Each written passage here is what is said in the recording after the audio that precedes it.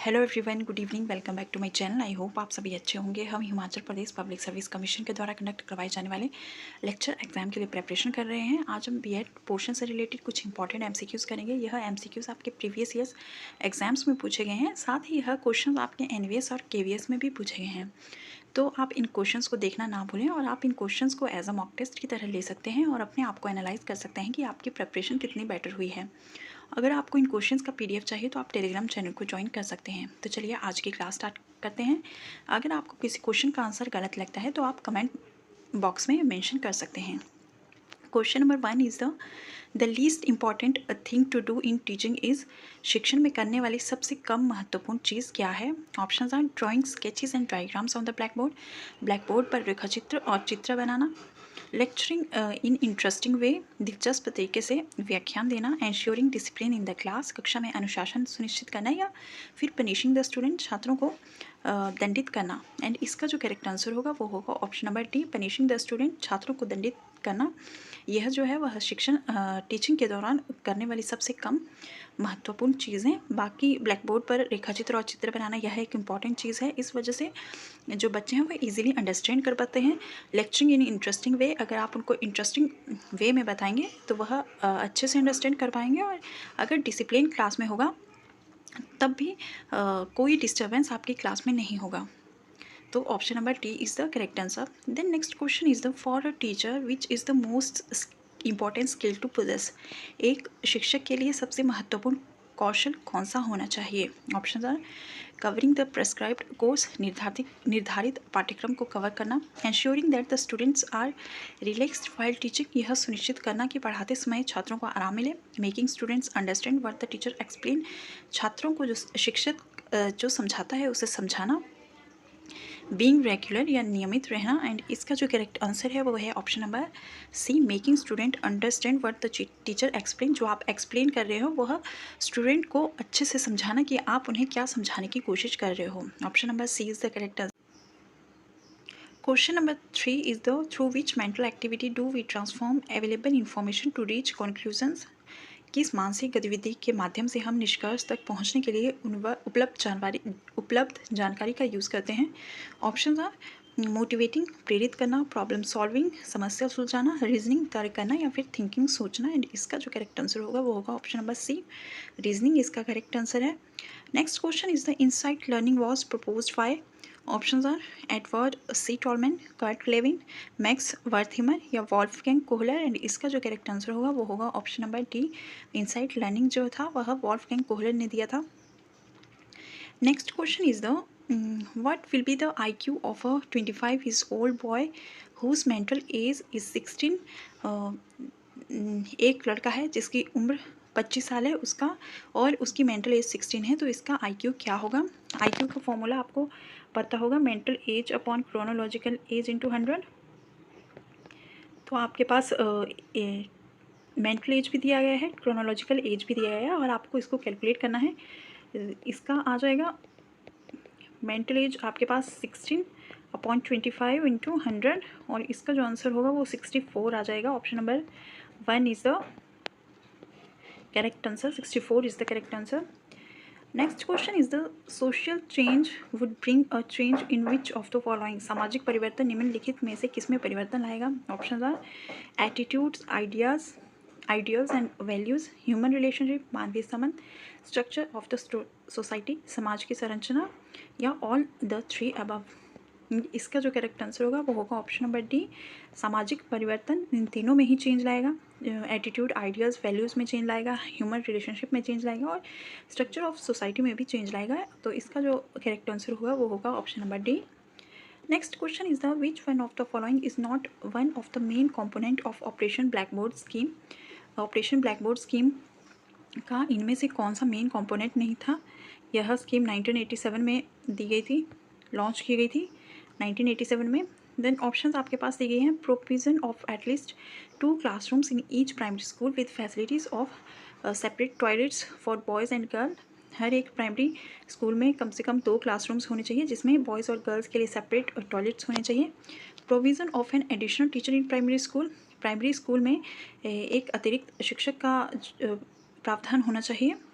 Then provision of 100% assistance from the state government for implementation of the scheme, योजना के क्रियान्वयन हेतु राज्य सरकार की ओर से 100% सहायता का प्रावधान, या फिर provision of essential teaching learning material, teaching learning आवश्यक टीचिंग लर्निंग मटेरियल का प्रावधान होना चाहिए। एंड इसका जो करेक्ट आंसर है वो है ऑप्शन नंबर डी।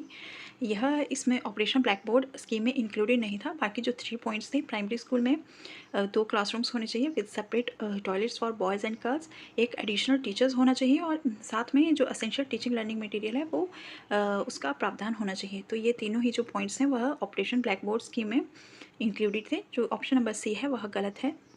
वह यह पॉइंट जो है ऑपरेशन ब्लैक बोर्ड स्कीम में इंक्लूडेड नहीं था।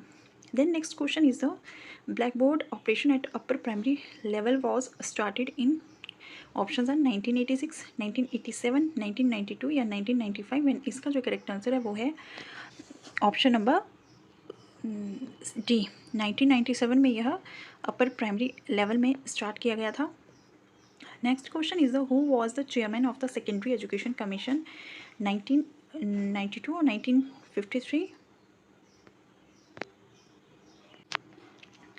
Options are Daulat Singh, doctor A.L. Mudaliar, Yashpal, या फिर नन ऑफ दिस। एंड इसका जो करेक्ट आंसर है वो है option number B, doctor A.L. Mudaliar, और इन्हीं के नाम पर इस कमीशन को मुदालियर कमीशन भी कहा जाता है।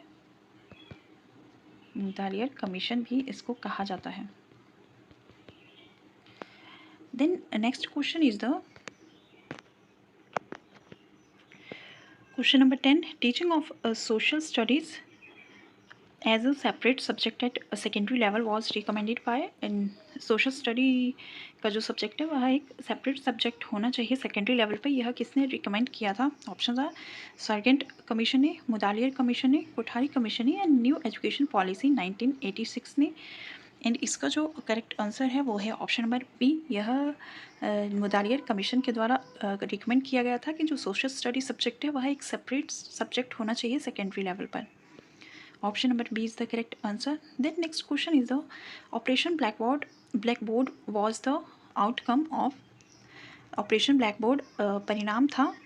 ऑप्शंस आर कोठारी कमीशन का, नेशनल करिकुलम फ्रेमवर्क 2005 का, national policy on education 1986, national curriculum framework 2000। And इसका जो करेक्ट आंसर है वो है option number C, national policy on education 1986 का यह आउटकम था और ऑपरेशन ब्लैक बोर्ड, और इसको 1987 में लॉन्च किया गया था। It provides minimum essential facility to all primary schools in the country. जितने भी प्राइमरी स्कूल्स पूरी कंट्री में हैं उनको ऑल असेंशियल फैसिलिटीज़ प्रोवाइड करवाना इस ऑपरेशन ब्लैक बोर्ड का एक उद्देश्य था।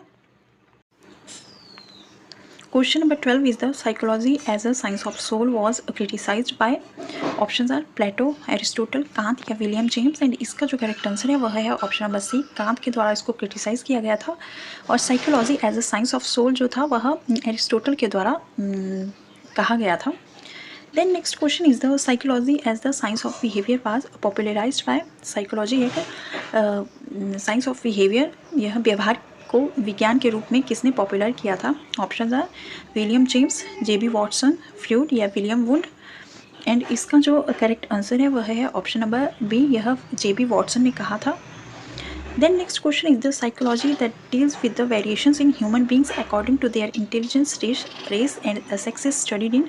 मनोविज्ञान जो मनुष्य में उनकी बुद्धि, नस्ल आदि के अनुसार भिन्नताओं से संबंधित है, यह किस में स्टडी किया जाता है? ऑप्शन आर क्लिनिकल साइकोलॉजी में, चाइल्ड साइकोलॉजी में, एक्सपेरिमेंटल साइकोलॉजी में या फिर इंडिविजुअल साइकोलॉजी में। एंड इसका जो करेक्ट आंसर है वह है ऑप्शन नंबर डी, यह इंडिविजुअल साइकोलॉजी में स्टडी किया जाता है। Then next question is the clinical psychology deals with. निदानिक मनोविज्ञान निम्नलिखित में से किससे संबंधित है? Options are development from conception till adulthood, गर्भाधान से वयस्कता की तक का विकास, फिजिकल फंक्शनिंग ऑफ ग्लैंड्स, ग्रंथियों की शारीरिक कार्यप्रणाली, प्रॉब्लम ऑफ चिल्ड्रन, बच्चों की समस्या, या क्लिनिकल वर्क ऑफ चिल्ड्रन, बच्चों का नैदानिक कार्य। एंड इसका जो करेक्ट आंसर है वह है option number C, problem of children को सॉल्व करने के लिए क्लिनिकल साइकोलॉजी का यूज़ किया जाता है। Clinical psychology deals with the problem of children. Then next question is the concept of education as purification of the mind and heart was given by शिक्षा की अवधारणा दिमाग और हृदय की शुद्धि किसके द्वारा दी गई थी? ऑप्शन आर रामकृष्ण के द्वारा, सुकरात के द्वारा, टैगोर के द्वारा या फिर गांधी के द्वारा। एंड इसका जो करेक्ट आंसर है वह है ऑप्शन नंबर ए, यह रामकृष्ण के द्वारा दिया गया था। The concept of education as purification of the mind and heart given by Ramakrishna. Then next question is the who made the statement you cannot teach a child to grow, you can help him, a child teaches itself। यह statement किसके द्वारा दी गई थी? आप बच्चे को बड़ा होना नहीं सिखा सकते, आप उसकी हेल्प कर सकते हैं, बच्चा अपने आप सीखता है। ऑप्शंस आपके पास दिए गए हैं। यह स्टेटमेंट जो है वह किसके द्वारा दी गई थी? मोंटेस्क्यू के द्वारा, स्वामी विवेकानंद के द्वारा, श्री अरबिंदो के द्वारा या महात्मा गांधी के द्वारा। एंड इसका जो करेक्ट आंसर है वह है ऑप्शन नंबर बी, यह स्वामी विवेकानंद के द्वारा कहा गया था कि आप बच्चे को बड़ा होना नहीं सिखा सकते, आप उसकी हेल्प कर सकते हैं, बच्चा अपने आप सीखता है। स्वामी विवेकानंद के द्वारा यह कहा गया था। Then question number 18 is the focal areas of education psychology includes the education psychology के जो प्रमुख क्षेत्र हैं वह कौन से हैं? ऑप्शन आर लर्निंग प्रोसेस, सीखने की प्रक्रिया, लर्निंग सिचुएशन, सीखने की स्थिति, टीचिंग सिचुएशन, शिक्षण की स्थिति, या फिर all of the above. And इसका जो करेक्ट आंसर होगा वह होगा option number D, all of the above. यह सभी जो है वह एजुकेशन साइकोलॉजी के फोकल एरियाज हैं, सभी एरियाज इसमें इंक्लूडेड हैं। सीखने की प्रक्रिया इंक्लूडेड है, सीखने की स्थिति इंक्लूडेड है, शिक्षण स्थिति, यह सभी ही इसमें इंक्लूडेड हैं। Then next question is the book principle of psychology was written by, book principle of psychology किसके द्वारा लिखी गई थी, जो कि 1890 में लिखी गई थी? ऑप्शन है जॉन डेवी के द्वारा, विलियम जेम्स के द्वारा, जॉन वॉटसन के द्वारा या अर्नेस्ट वेबर के द्वारा। एंड इसका जो करेक्ट आंसर है वह है option number B, William James के द्वारा जो है यह बुक लिखी गई थी, principles of psychology. Then last question is the which psychologist found the first experimental laboratory of psychology in Leipzig Germany in 1879। किस मनोवैज्ञानिक ने लिप्जिग में मनोविज्ञान की पहली प्रायोगिक प्रयोगशाला की स्थापना की? ऑप्शन आर अर्नेस्ट वेबर ने, गस्टव फेशनर ने, विलियम वुडन ने या ई.बी. टीचनर ने। एंड इसका जो करेक्ट आंसर है वह है ऑप्शन नंबर सी, विल्हेम वुडन ने फर्स्ट एक्सपेरिमेंटल लेबोरेटरी की स्थापना की थी, जो कि उन्होंने लिप्जिग जर्मनी में स्थापित की थी 1879 में। देन ये आज के लिए साइकोलॉजी बीएड पोर्शन के कुछ इंपॉर्टेंट क्वेश्चंस थे जो आपके प्रीवियस ईयर्स पेपर में पूछे गए थे। तो चलिए आज की क्लास में बस इतना ही। अगर आपको इन क्वेश्चंस का पीडीएफ चाहिए तो आप टेलीग्राम चैनल को ज्वाइन कर सकते हैं। Bye bye, take care.